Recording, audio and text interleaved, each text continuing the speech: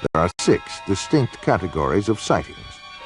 Close encounters of the first kind refers to a mere sighting of an unidentified flying object.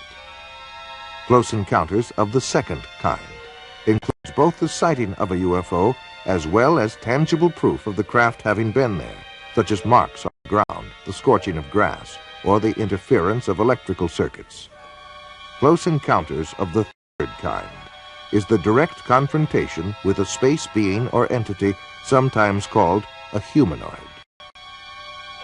Close encounters of the fourth kind involved alleged abductions by UFOs, where people claim to be involuntarily taken on board a UFO, usually for experimental purposes. Close encounters of the fifth kind involve contactees, or those persons who claim to be in personal contact with UFO entities, usually through metaphysical or occult means. Close encounters of the sixth kind include injuries or deaths resulting from a UFO close encounter. Close encounters of the fourth kind are by far the most frightening. Those who claim to have been abducted by aliens and taken against their will. Perhaps the most famous case was that of Betty and Barney Hill. Their story began on the night of September 19th, 1961, as they were returning to their New Hampshire home from a vacation in Canada. They saw a distant point of light which seemed to move erratically. As it moved closer, it became more intense.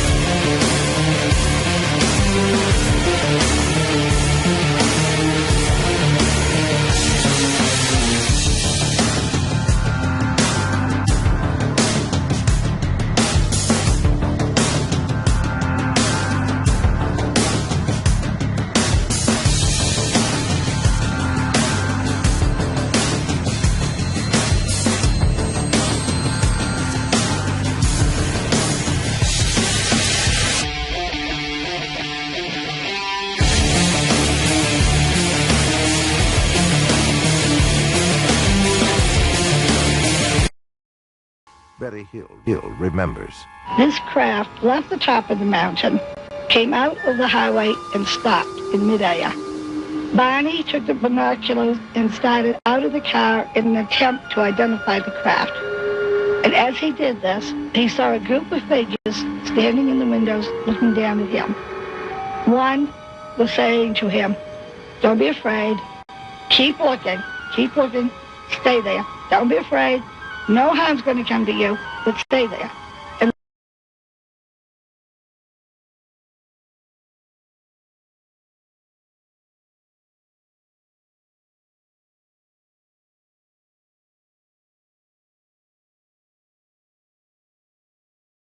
the craft started to descend. And Barney ran back to the car, saying we had to get out of there. They were going to capture us. And we took off speeding down the highway. They made it home without further incident, but in the days and months that followed, they experienced nightmares, flashbacks, and extreme anxiety. They were also unable to account for more than 2 hours between the time they first encountered the UFO and the time they reached home. Where had the missing time gone? What had happened?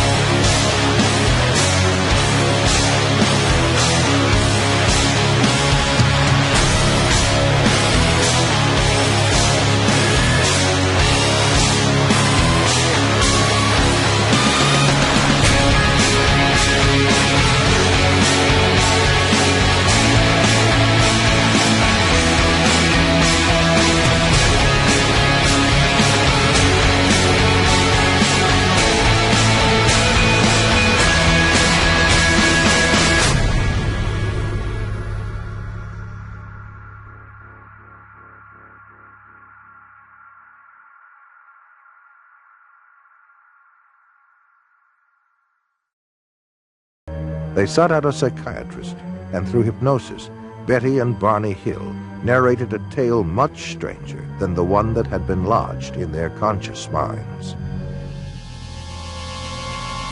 Barney put on the brakes, the car motor died.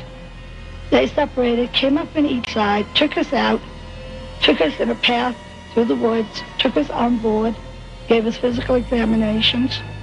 We were being kidnapped. Betty Hill remembers being able to offer a detailed description of her alien abductors. They were all shot.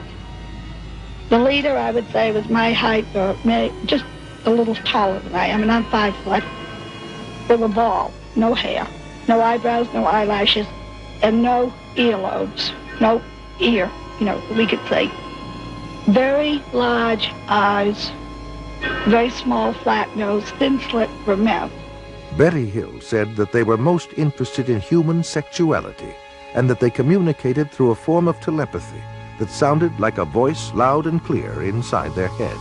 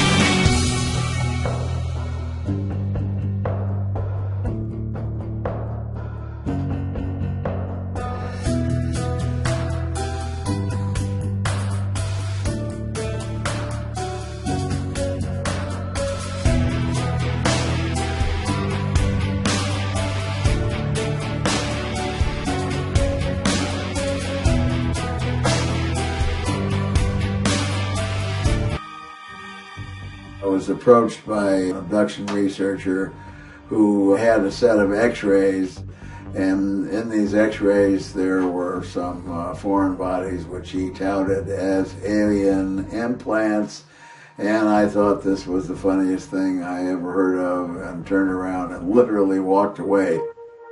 I looked at the x-rays again and I said, well, these look like leftovers from a previous foot surgery to me. So I simply said, well, when did this person have their surgery done? And he said, well, she never had a surgery done. In August of 1995, we did the first 2 surgeries for removal of objects, and when the analysis started to come back, it was a surprise to us all, from the biology down to the metallurgy. We find that the metal is amorphous. That means that there is no atomic alignment of these crystals. How do you have iron that's amorphous and is still magnetic?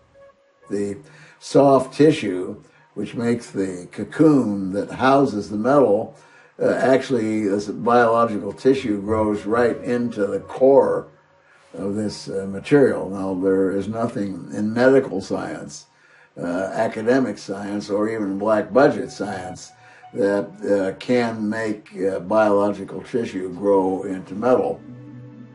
During my first abduction experience in Rogersville, Tennessee, I came away with an implant in my left shin. It was in my leg for 34 years before I had it removed, and it took another 10 years to have it completely analyzed. It was basically silicone. One scientist said it modulated radio frequencies. If you look at it under a microscope, there's actually a pyramid on the tip and what looks like a soundtrack running down one side. Once I had it removed, I started getting sick.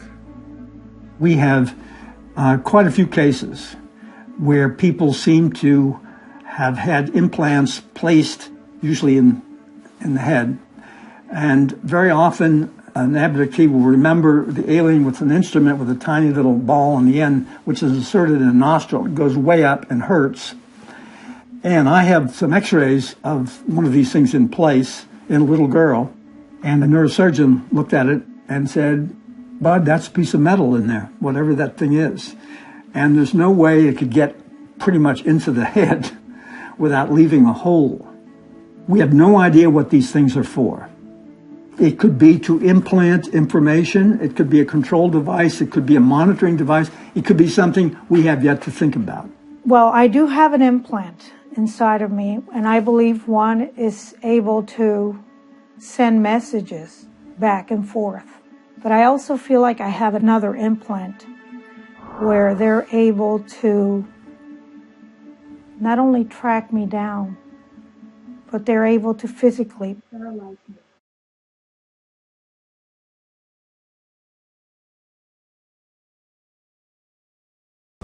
Next, both women tell us the astonishing story of their own experiences with artificial insemination and alien-human hybrids.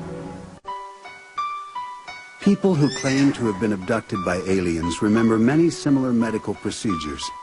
According to Beth Collings and Anna Jamerson, some of the experiments include alien-induced pregnancies. The procedure for pregnancy was insemination, a form of insemination. There was no sexual contact, certainly, but the action was very much like insemination. Beth says the results of the alien insemination were not long in coming. I would have an abduction. A month or more later, I would start having morning sickness. Later, Beth says she would be abducted again and something removed. Then, according to Beth, the symptoms would cease. They take it as if you were nothing more than an incubator. It's like being raped over and over and over again. No anomalous pregnancy has ever been medically documented in an abductee. Nevertheless, Anna and Beth even describe being presented with hybrid human-alien offspring. When this child is supposedly born, it's presented, and I have been told, this is your child. It looks like a cross between human and them. I don't feel like it's mine. I don't relate to it.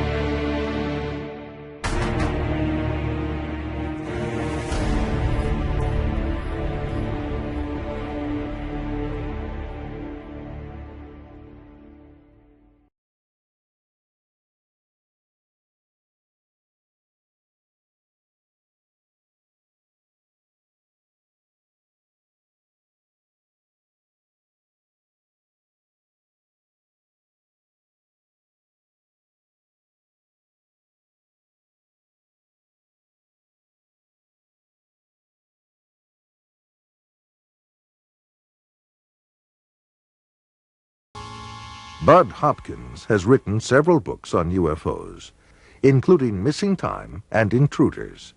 He is one of the foremost experts on abduction cases, otherwise known as close encounters of the fourth kind.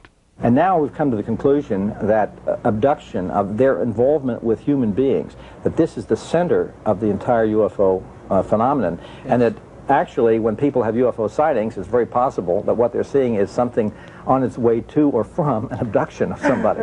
They're not just flying around up there, they are interested very profoundly in human beings. Whitley Strieber claims to have been abducted by alien beings on more than one occasion and wrote of his experiences in his best-selling book, Communion. I've had, since I wrote Communion, over 55,000 letters from people around the world who've had this similar things that think they have happened to them, and we still get about 200 a week. The Intruders Foundation and the Fund for UFO Research show that 1 out of every 50 American adults, 3.7 million people, indicate that they may have had an abduction experience with an unidentified flying object. These experiences sound crazy. It sounds impossible. It is impossible according to our physics, but we often use hypnosis to help flesh out all the recollection. A top scientist, Dr. Leo Sprinkle, conducted a 5-year study of 82 persons who reported UFO experiences. Most of them were able to relive the experience through hypnosis, and all suffered severe psychological disturbances afterwards. They claimed to have been taken inside spaceships and examined by humanoids who communicated telepathic messages to them.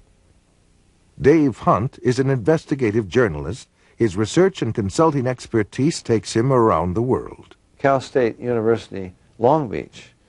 And again, I forget the names of the scientists there who were working on this, and this is a number of years ago now. They did research, and they took people at random. And unless you're going to say everybody's been abducted, they took people at random and who had no such idea, no indication they'd ever been abducted. And they hypnotized them, took them into a deep state, then suggested that they were being approached by a UFO, asked them to describe it. Their description was the same as the others. They suggested you're being taken aboard, or what do the entities look like?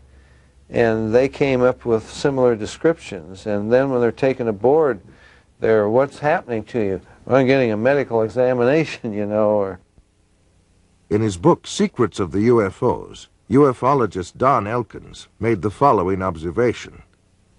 I have found that some people can achieve the contact phenomenon simply by being hypnotized, and the same general message permeates over 90% of the millions of words received by thousands of people around the world. no one knows what hypnosis is. No one knows what goes on in the mind. It's an altered state of consciousness like yogis and witch doctors have been practicing. It loosens the normal connection between your spirit and your brain, and of course if the hypnotist can control you, make all kinds of suggestions, make you think things are happening that are not happening, make you think you have powers that you don't, experiences that you haven't, even implant memories. Other beings, if there are other minds out there, they could also do the same thing. Sir John Eccles, Nobel Prize winner for his research on the brain, describes the brain as, quote, a machine that a ghost can operate, unquote. What he means by that is your spirit operates your brain in a normal state of consciousness. In an altered state, reached under yoga, a TM, hypnosis, you have loosened the normal connection between your spirit and your brain, and that allows another spirit, other entities, other minds to interpose themselves and begin to tick off the neurons in your brain, create a universe of illusion. I believe that it's demonic. I think all of the evidence indicates this.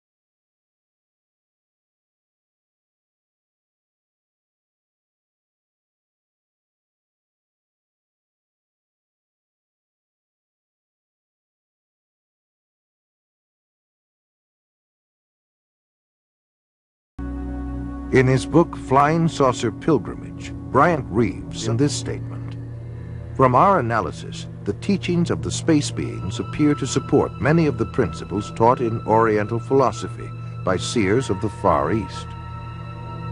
UFO researcher John Weldon then offers this question: how credible is it to think that literally thousands of genuine extraterrestrials would fly millions of light years simply to teach New Age philosophy, deny Christianity, and support the occult? And why would the entities actually possess and inhabit people just like demons do if they were really advanced extraterrestrials? Dr. Pierre Guérin, an eminent scientist associated with the French National Council for Scientific Research, concludes that UFO behavior is more akin to magic than to physics as we know it, and that modern UFOnauts and the demons of past days are probably identical. The word demon in Greek comes from the root meaning knowledge or intelligence, implying that demons have access to knowledge and information denied to ordinary mortals. After what happened to me, the communion experiences, I decided that that might be a good idea to accept the idea of the devil just in case that's what I saw. If you look closely at the life of the world, you see the workings of evil in the world. There seems to be a sort of machinery behind it that is far beyond just the accident of human life. You can literally hypnotize a person, tell them that there's a cat in their lap, they will see it, they will hear it, purr, they will pet it and feel it. It's not physically there. You tell the cat to scratch them, and bring them out of it. There are scratch marks on their cheek. A non-physical object, under the right conditions, can leave physical evidence. I think it's demonic. It's a spiritual power of some kind for which there is no physical explanation. You can't explain it with the laws of chemistry and physics as we know it.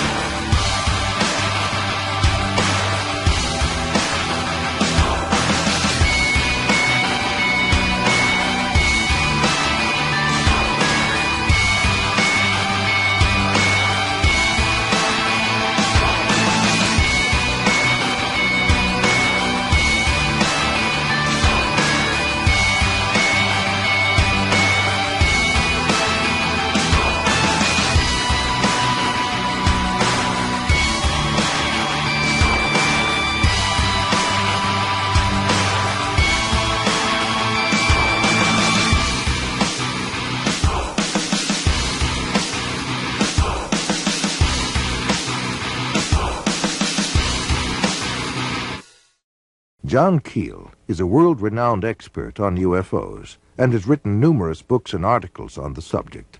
A self-described agnostic, he made this statement: "Thousands of books have been written on the subject of demonology, which is the ancient and scholarly study of monsters and demons.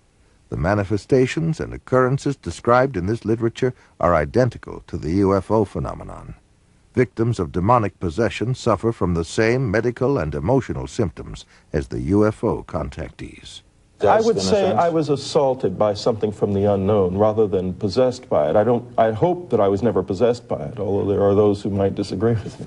And I don't think it was something out of craziness. If it came out of my mind, it came out of a part of my mind that is universal to us all. Close Encounters of the Third Kind, that first film that came out about UFOs.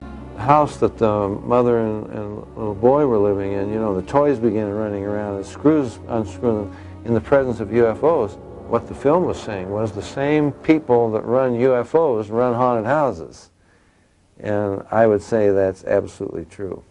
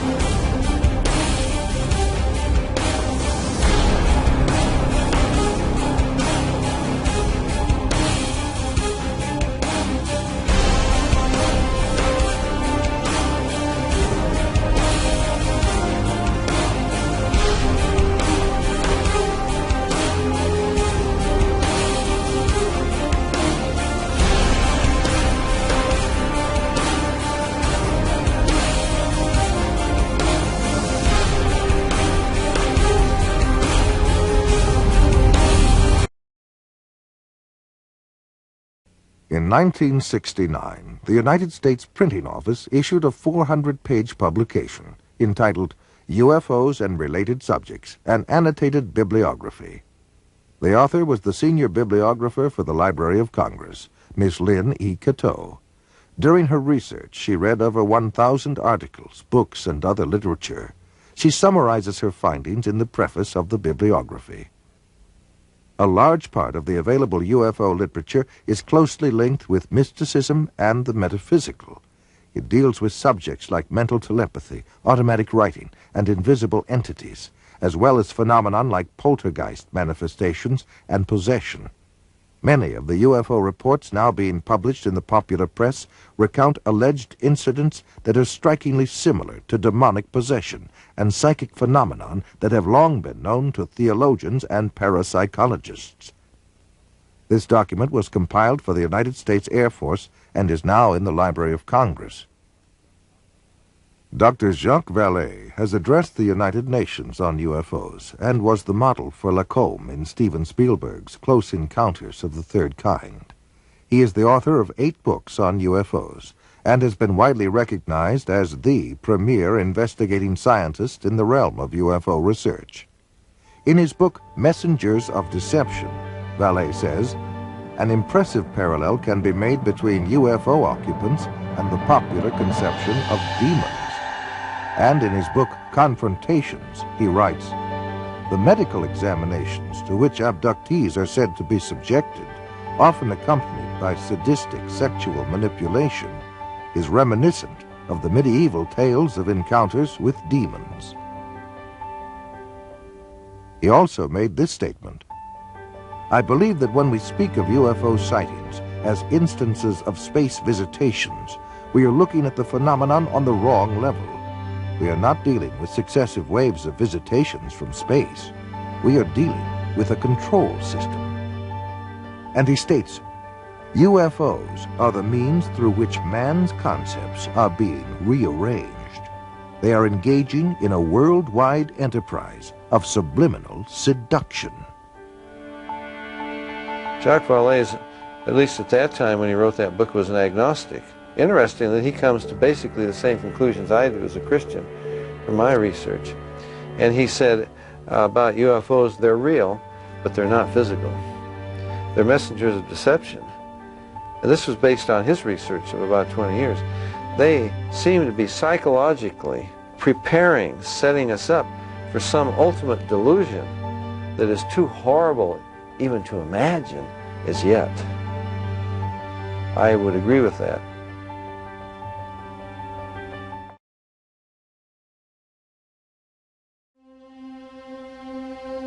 Some people claim that by allowing themselves to be put into an hypnotic trance, they are acting as a channeling device in which the extraterrestrial being speaks through them. The following is an actual sampling of those messages.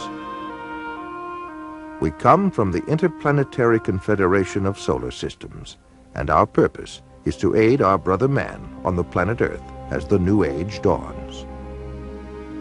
The teacher that was known to you as Jesus was able to use many more of the abilities than the people of this planet. Unfortunately, man upon planet Earth has misinterpreted the meaning of this man's life. He was no different from any of you. He was simply able to remember certain principles. These principles may be realized by anyone at any time. It is only necessary that you avail yourself to our contact through meditation in order to begin to re-realize that which is rightfully yours, the truth of the creation and the truth of your position in it. Know ye not that ye are gods? We have been puzzled at times by the inability of the people in general of this planet to be awakened to this simple truth. We find that the state of hypnosis brought about by the evolution of thought of the people of this planet is so great that it is necessary for him to maintain a constant awareness of his spiritual nature with meditation. Man is now in the transitional period before the dawn of a new age. With peace, love, brotherhood, and understanding on man's part, he will see a great new era begin to dawn.